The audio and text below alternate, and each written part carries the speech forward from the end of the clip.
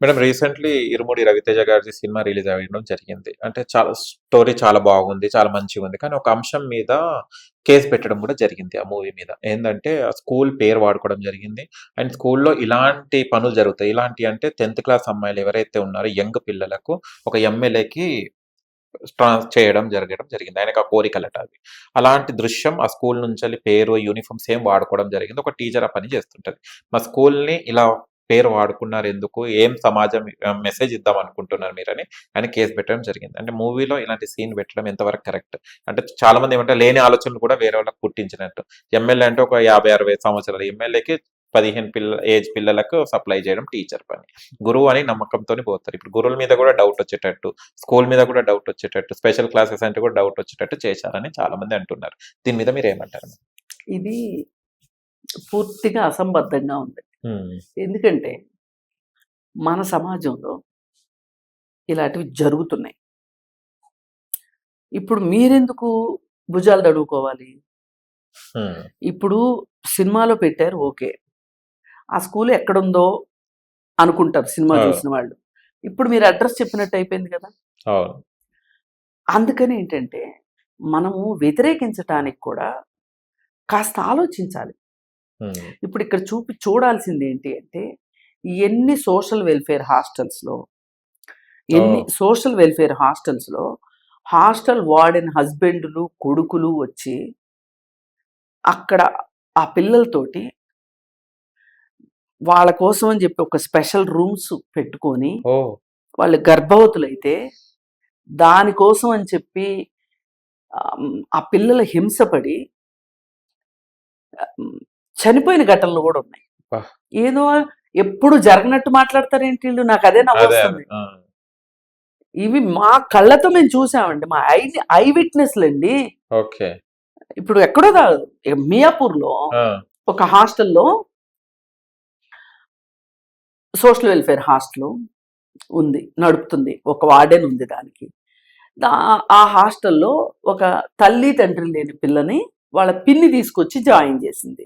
Join చేస్తే ఆ పాపని మీ అమ్మాయికి ఒంట్లో బాగలేదు, ఇంటికి తీసుకెళ్ళండి అని చెప్పి వార్డెన్ ఫోన్ చేసింది. ఈ అమ్మాయిని ఇంటికి తీసుకెళ్లారు. ఇంటికి తీసుకెళ్ళిన తర్వాత ఆ అమ్మాయి ఆరోగ్యం క్షీణించింది. ఏమైందో అర్థం కావట్లా. హాస్పిటల్కి తీసుకెళ్తే ఆ అమ్మాయికి అబార్షన్ జరిగింది అని చెప్పి తెలిసింది. అది అన్సేఫ్ కండిషన్స్లో జరిగింది, అందుకే ఆ అమ్మాయికి ఇన్ఫెక్షన్ అయ్యింది అని చెప్పి చెప్పారు. చెప్తే అప్పుడు వార్డెన్ దగ్గరికి వెళ్ళి నిలదీస్తే లేదు మీ ఇంట్లోనే ఏదో జరిగి ఉంటుంది, మేము పంపించేటప్పుడు బాగానే ఉంది అని చెప్పి వాళ్ళు ఉల్టా పల్టా మాట్లాడటం జరిగింది. పైగా ఈ మొత్తంలో హాస్టల్ వార్డెను వాళ్ళ పిన్ని మీదనే బ్లేమ్ వేసింది. అయితే ఈ హాస్పిటల్లో చూపించటము, ట్రీట్మెంటు ఇవన్నీ జరిగే క్రమంలో ఆ అమ్మాయి ఈ కేసు బయటకు వచ్చేసింది. బయటకు వచ్చినప్పుడు ఆ అమ్మాయి దగ్గర వాంగ్మూలం తీసుకున్నారు, ఆ పాప దగ్గర వాంగ్మూలం తీసుకున్నారు. ఎంత జస్ట్ 12 ఏళ్ళండి ఆ పాపకి. వాంగ్మూలం తీసుకుంటే వాంగ్మూలంలో చెప్పింది ఈ మొత్తానికి కారణం వార్డెన్ వాళ్ళ అబ్బాయి అని చెప్పింది. అలాగే ఇట్లాంటి సిమిలర్ కేసు ఇంకొకటి, ఒక అతను వార్డెన్కి ఫ్రెండు, అతను పైగా అతను చాలా మంది చేత డొనేషన్స్ ఇప్పిస్తుంటాడు ఆ హాస్టల్కి. అలా డొనేషన్స్ ఇచ్చే ఆయన కూడా వచ్చాడంట.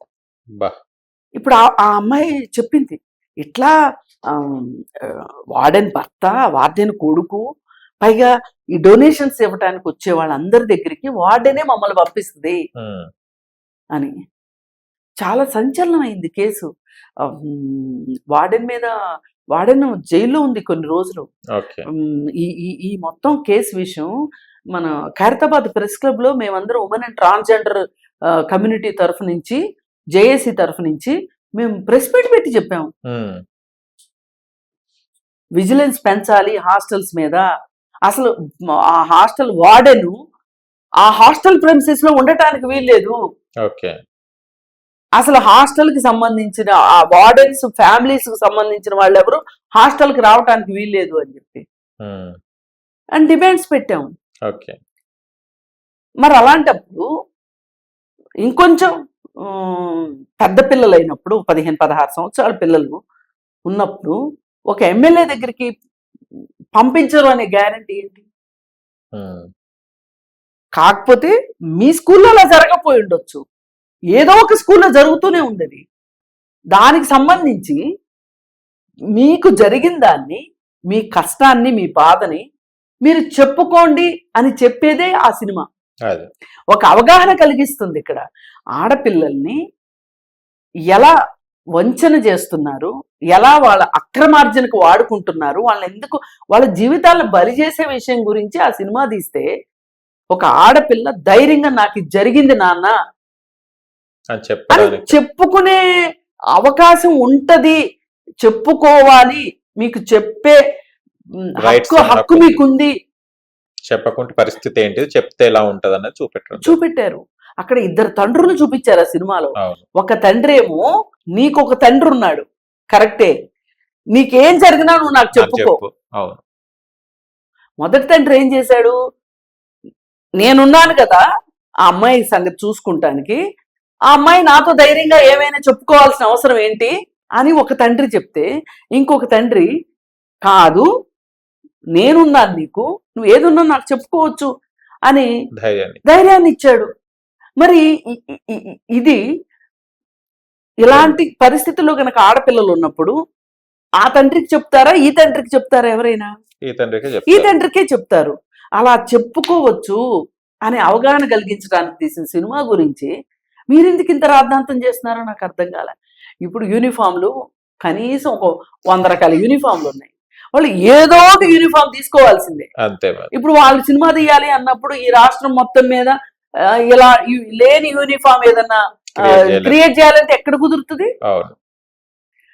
పైగా బోలెడు స్కూల్ పేర్లు ఉన్నాయి, ఆ స్కూల్ పేరైనా ఎందుకు అనుకోవాలి? సినిమాని చూస్తారు, దీనిలో నేర్చుకోవాల్సింది ఏంటి అని చూస్తారు. అందుకని ఏంటి అంటే ఆ స్కూల్ టీచర్లు అలా వాదించటం నాకు కొంచెం అసంబద్ధంగా అనిపిస్తుంది. ఇప్పుడు ఏ టీచర్ అయితే అలా చేయదు. ఇది మా గురించి తీసిన సినిమా కాదు, మా గురించి తీసిన సినిమా కాదు, వేరే వాళ్ళ కోసం చేసిన అనుకోవచ్చు, అనుకోవాలి కూడా. భుజాలు అడుగుకున్నట్టు అయిపోతుంది కదా. అందుకని ఇవాళ ప్రతి ఆడపిల్లకి ఈ సినిమా చూపించండి. మంచి సినిమా ఇది, ఒక సందేశాత్మకమైన సినిమా, ఒక మెసేజ్ ఓరియంటెడ్ పిక్చర్. ఈ పిక్చర్ చూపించండి. ఒక తండ్రి కూతురికి ఎంత ధైర్యం ఇవ్వాలి, నేనున్నాను, నువ్వు నాకు ఏదైనా నాకు చెప్పుకోవచ్చు అని ధైర్యం ఇచ్చిన తండ్రి పాత్రలో రవితేజ్ చాలా బాగా చేశాడు అని చెప్తున్నారు. అసలు ఏ సినిమా చూసేవాళ్ళు ఒకప్పుడు డాడీ సినిమా వచ్చింది చిరంజీవి గారి, అది చాలా రోజులు డాడీ గురించి చెప్పుకున్నారు, ఇప్పుడు చాలా రోజులు ఇరుముడి గురించి చెప్పుకుంటారు. మంచి సినిమా అది, ఎవరైనా చూడండి. ఒకవేళ తాత్కాలికంగా ఏమన్నా వేరే సినిమాలు రిలీజ్ అయ్యి కలెక్షన్స్ తగ్గినా మళ్ళీ దాని కలెక్షన్స్ దానికి వస్తాయి. ఇది మట్టు కొంచెం ఎక్కువ రోజులు ఆడే సినిమా లాగా అనిపిస్తుంది. ఇలాంటి సినిమాలు రావాలి. చాలా ఆ సినిమా చూసినట్టు లేదు, ఇంట్లో మన ఇంటి ముందట జరుగుతున్న సన్నివేశం లాగానే వెళ్ళిపోయింది. అంటే ప్రతి వాళ్ళు ఐడెంటిఫై అయ్యేలా అదే సక్సెస్. అదే కదా, పాప యాక్టింగ్ అని, చిన్న పాప చాలా బాగా యాక్ట్ చేసింది. ఆ పెద్దమ్మ ఇప్పుడు ఎవరైతే గాయత్రి ఎవరైతే ఉన్నారో సాయి కుమార్ గారితో యాక్ట్ చేసిన కూతురు చాలా బాగుంది సినిమా. అసలు ఎక్కడ ఎక్స్పోజింగ్ అండ్ ఇంకోటి కూడా మేడం, నిన్న రిలీజ్ అయింది ఒకటి ఫిలిం, దరిద్రమైన ఫిలిం, టాక్సిక్ అనే మూవీ. యష్ అనేటైన బ్లాక్ బాస్టర్ మూవీ, కేజీఎఫ్ లాంటి సినిమా ఇచ్చినోడు ఎంత చండాలంగా తీశాడంటే అబ్బాయిలు కూడా చూడ్డానికి అంత ఇష్టపడతలేదు. మేము కూడా ఇలాంటి సీన్ల దీనికోసం వచ్చాము ఆ సినిమా. అసలు ఒక యష్ అనేటోడు ఒక పాన్ ఇండియా స్టార్ అయిన తర్వాత ఇంత చీప్ ట్రిక్స్ పెట్టి, అది కూడా లేడీ డైరెక్టర్ దానికి డైరెక్ట్ చేసింది చూడండి, అది హాస్యాస్పదంగా ఉంది మేడం. దీని మీద ఏమంటారు? ఇడుముడి లాంటి సినిమాని కూడా ఆపేసి థియేటర్స్ దీనికి ఇచ్చారు, టాక్సిక్ కి. బాధాకరం.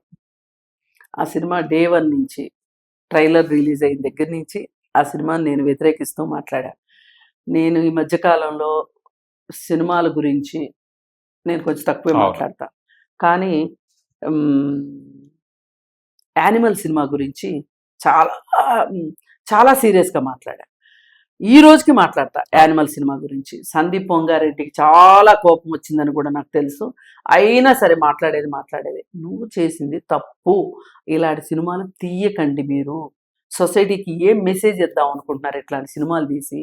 ఆ సినిమాలో ఒక చట్టం, నేను ఈ సినిమా టాక్సిక్ చూడలేదండి, నేను చూడను కూడా. అదే. యానిమల్ సినిమా అనుకోకుండా చూడాల్సి వచ్చింది. చూశాను, చూడడమే మంచిదైంది అనిపించింది నాకు. ఉమ్, ఎందుకు అంటే అసలు మాట్లాడాలి కదా అవును. ఆ సినిమా గురించి. అందుకని ఆ సినిమాలో ఒక చట్టం ఉండదు, ఒక న్యాయం ఉండదు, ఎక్కడో ఉంది సమాజం.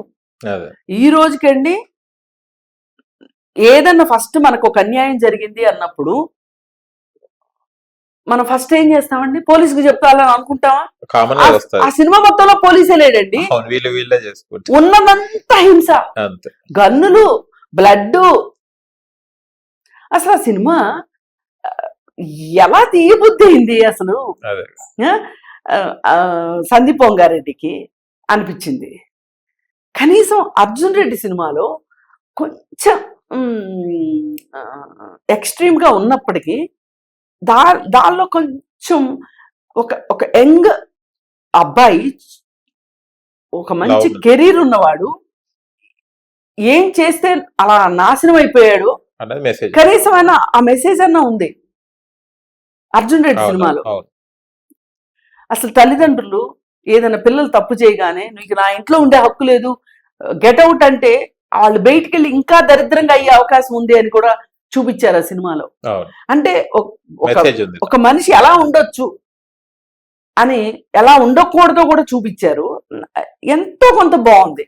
అంటే కొంచెం టూ మచ్ కిస్సింగ్స్ అవి వాటి Vulgarity ఉన్నా గురించి. కూడా కానీ యానిమల్ సినిమా తీసిన వంగా సందీప్ రెడ్డి ఇప్పుడు ఇంకేదో స్పిరిట్ అని ఇంకో అవును. మూవీ తీస్తున్నా అంటే ఇంకా అదే ఎంత ప్రభాస్ తోనే. దరిద్రంగా ఉంటుందో తెలీదు. అయితే ఈ కోవలో సినిమానే ఈ సినిమా. యష్ ఉమ్, యష్ని ఏం అనుకోవటానికి లేదు, డబ్బులు ఎందుకంటే ఇచ్చారు చేసిన ఆ రెమ్యునరేషన్ ఇస్తే హీరోలు యాక్ట్ చేస్తారు. అంతే కదా. యష్ నేను చేయను అన్నాడు అనుకోండి, ఇంకొకటి చేస్తారు. యశ్ వాళ్ళ నాన్న, యశ్ వాళ్ళ తాత వచ్చి యాక్ట్ చేస్తారు. ఇక్కడ పాయింట్ అది కాదు, అసలు ఈ కథాంశాన్ని ఎన్నుకోవటం. ఇప్పుడు ఇవన్నీ కూడా ఏంటంటే డైరెక్టర్స్ మూవీస్. ఏ సినిమాకైనా సరే అది డైరెక్టర్ చేతిలోనే ఉంటుందండి. అదే. కథను ఎన్నుకోవటము, యాక్టర్స్ని ఎన్నుకోవటము, డైరెక్టర్ ప్లస్ ప్రొడ్యూసరు. ఇప్పుడు ఒక డైరెక్టర్ వచ్చి నేను ఈ సినిమా తీద్దాం అనుకుంటున్నానని ఒక ప్రొడ్యూసర్ దగ్గరికి వచ్చారనుకోండి, ఈ సినిమా అయితే నాకు వద్దు, నాకు నచ్చలేదు అన్నారు అనుకోండి, ఇంకో ప్రొడ్యూసర్ రెడీ అవుతారు. అలాగే ఒక ప్రొడ్యూసరు ఇలాంటి సినిమా తీయమని ఒక డైరెక్టర్ని అడిగాడు అనుకోండి, లేదు అనుకుంటే ఇంకొక డైరెక్టర్. కానీ ఇక్కడ అందుకే నేను ప్రొడ్యూసర్ అండ్ డైరెక్టర్కి ఎక్కువ బాధ్యత ఉండాలనేది అందుకు. అవును, వాస్తవం. ఇప్పుడు ఒక హీరో నేను కాదన్నారు అనుకోండి, ఇంకో వేరే హీరో హీరో పెట్టుకుంటారు. వచ్చేస్తాడు. ఒక హీరోయిన్ నేను కాదన్నారు అనుకోండి, ఇంకో హీరోయిన్ పెట్టుకుంటారు. 600 కోట్ల రూపాయలు ఎందుకు? అరేబియా సముద్రంలో పోసినట్టు చేశారు వీళ్ళు. అవసరమా? అదే. 600 కోట్ల రూపాయలు, దాంతో ఎన్ని సినిమాలు తీయొచ్చు, మంచి మెసేజ్ ఓరియంటెడ్ సినిమాలు. పైగా ఆమె మలయాళీ. అవును, ఆ మలయాళీ ఎంత మంచి సినిమాలు వస్తున్నాయి ఎన్ని మలయాళీ ఉన్నాయి, మూవీలో. చాలా ఉన్నాయి, చెప్పుకోదగ్గర ఉన్నాయి సినిమాలు. 5 కోట్లు పెడితే మంచి 5 కోట్లు కూడా కాదు, 2 కోట్లలో కూడా తీసి సినిమాలు హిట్ కొట్టినే ఉన్నాయి. హిట్ కొట్టినవి ఉన్నాయి. మరి ఎందుకు ఆమె గురించి ఆమెకి అన్ని అవార్డులు వచ్చినాయి, ఇన్ని అవార్డులు వచ్చినాయి, ఆహా ఓ ఇలా చాలా మాట్లాడుతున్నారు. కానీ మీరేం మాట్లాడినా సరే ఆ మూవీ కరెక్ట్ కాదు. పైగా ఇంకొకటి ఏంటంటే దరిద్రాల్లో ఇంకా అష్టదరిద్రం ఏంటి అంటే నిష్టదరిద్రం. మల్లారెడ్డి కాలేజీలో ఈవెంట్ చేయడం ఇంకా ఇది ఎట్లుందంటే, నాకు ఇడిసేసినోడు ప్యాకాట ఆడుతుంటే అంతకంటే ఇడిసేసినోడు వచ్చి ముక్కలేసాడంట, అట్లుంది ఆ సినిమా. అదే చాలా ఆశ్చర్యకర విషయం. అందుకని ఖచ్చితంగా ఈ మొత్తంలో డబ్బులే పనిచేసినాయి. ఇక్కడ ఈ అందరినీ నడిపించింది మల్లారెడ్డి కాలేజీలో పెట్టడం వెనకమాల కూడా వాళ్ళ డబ్బులు దాహమే. పిల్లలకి ఏం మెసేజ్ ఇద్దామని అంటే వీళ్ళు ఏమనుకున్నారంటే, అంతమంది పిల్లలు వచ్చేస్తారు ఈవెంట్కి, వీళ్ళంతా రోజు థియేటర్లోనే కూర్చుంటారు. మల్లారెడ్డి అదేగా చెప్పాడు, డబ్బులే డబ్బులు డబ్బులే డబ్బులు అని. ఆయనకి బాగా పాల వ్యాపారం చేశాడు కదా, పూలమ్మా పాలమ్మా కట్లమ్మా అంటాడు కదా. ఇప్పుడు మీరు ఎప్పుడైనా నార్సింగ్ దగ్గర శుక్రవారం పశువుల సంత జరుగుతుంటది. అరుస్తూ ఉంటారండి. ఈ ఆవు ఇన్ని లీటర్లు పాలిస్తుంది, ఈ ఆవు ఇన్ని లీటర్లు పాలిస్తుంది, ఇది ఈ జాతి ఆవు అని చెప్పి అరుస్తూ ఉంటది. నీకు పాలే పాలని అరుస్తూ ఉంటారు వాళ్ళు. అట్లా ఈయన కూడా ఆ పాటలు పాడి పాడి పూల మార్కెట్ లోను పశువుల మార్కెట్ లోను వాళ్ళ ఆ స్టూడెంట్స్ ను కూడా సరుకు కింద మార్చేశాడు. చాలా చాలా అంతకుముందు నాకు చాలా గౌరవం ఉండేది అతనంటే. చాలా లేకిగా బిహేవ్ చేశాడు. వాళ్ళ కోడలు కూడా డబ్బులు దాహంతో సినిమా అక్కడ ఫంక్షన్ చేశారు. ఆ విధంగా ఆ ఫంక్షన్ లో పైగా పిల్లలకి గాయాలని, వాళ్ళకి ఇంకా కొంచెం సీరియస్ అయితే ఏంటి పరిస్థితి? అదే కదా. అయినా ఒక విద్యాలయం అంటే విద్యాలయం లాగా ఉండాలి. స్పోర్ట్స్ ఫంక్షన్స్ చేసుకోండి, సైన్స్ ఈవెంట్స్ చెయ్యండి, కల్చరల్ ఈవెంట్స్ చెయ్యండి, స్టూడెంట్స్ కి యూజ్ ఎయిడ్ చేసుకోండి, సైన్స్ ఫేర్ చేసుకోండి. ఎన్ని ఉండవు. మళ్ళీ ఇప్పుడు విద్యారణ్య స్కూల్ ఉంది, చాలా మందికి తెలియదు ఆ స్కూల్ గురించి. దానిలో అన్ని కల్చరల్ ఫెస్టివల్స్ జరుగుతూ ఉంటాయి. పిల్లలకి యూజ్ ఎయిడ్ చేయాలి. అది ఒక స్కూల్ అంటే ఆధునిక దేవాలయం. మరి అలాంటి చోట మీరు ఇట్లాంటి పనికిమాలిన సినిమాలు, release functions, pre release events ఇవన్నీ పెట్టి వాళ్ళు కూడా చాలా రాంగ్ మెసేజ్ ఇచ్చారు సొసైటీకి.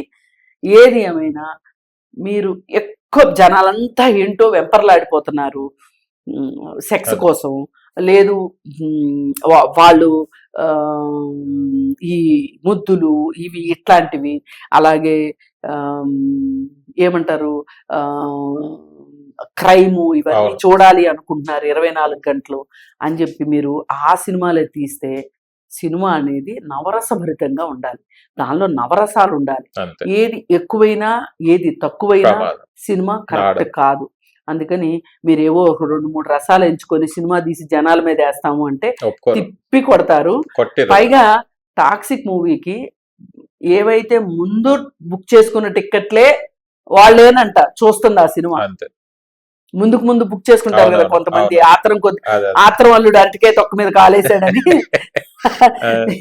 ఇప్పుడు లేవంట కలెక్షన్స్, ఉండకూడదు కూడా. ఇప్పుడు జనాలు బుద్ధి బాగా చెప్పారనిపిస్తుంది నాకు. జనాల్లో రావాల్సింది ఈ మార్పే. వాళ్ళకి అర్థం కావట్లే. ఈ మాలాంటి వాళ్ళని చెప్తుంటే వీళ్ళలాగా మాట్లాడుతుంటారులే అని మాట్లాడతారు. అందుకని ఏది ఏమైనా కాస్త మెసేజ్ ఓరియంటెడ్ సినిమాలు తీయండి, వినోదభరితంగా ఉండేటట్లు తీయండి. అంతేగాని ఈ ఓటీటీ లాంటి వెబ్ సిరీస్ లాంటి సినిమాలు తీయకండి. 600 కోట్లు పెట్టి వాళ్ళు తీసింది ఏంటి అంటే సినిమాకి తక్కువ, వెబ్ సిరీస్ కి ఎక్కువ లాంటి సినిమా తీశారు. ఇంకా దీంట్లో బూత్ కూడా యాడ్ అవుతుంది. అదే వెబ్ సిరీస్ లో ఉన్నది కదా. ఇంకొకటి దీంట్లో ఆశ్చర్యం ఏంటంటే నయనతార గారు సీతమ్మ క్యారెక్టర్ చేయడం జరిగింది. అలాంటి ఆమెను ఇక్కడ చూడడం నాకు, అంటే ఆమె అక్క క్యారెక్టర్ సంథింగ్ చేసింది దాంట్లో, బట్ ఇలాంటి సినిమాలు వచ్చేసి ఆమె పరువు తీసుకుందని అనిపిస్తుంది. అంత పెద్ద క్యారెక్టర్స్ చేసిన ఆమె, అంత లేడీ ఓరియంటెడ్ సినిమాలు చేసిన ఆమె కాదండి. వీళ్ళు ఏం చేస్తారంటే ఓవరాల్ సినిమా గురించి చూడరండి. వీళ్ళు వాళ్ళకి ఇచ్చిన క్యారెక్టర్ గురించి చూస్తారు, బడ్జెట్ చూస్తారు, అక్కడ తప్పుటడుగులు వేస్తారు.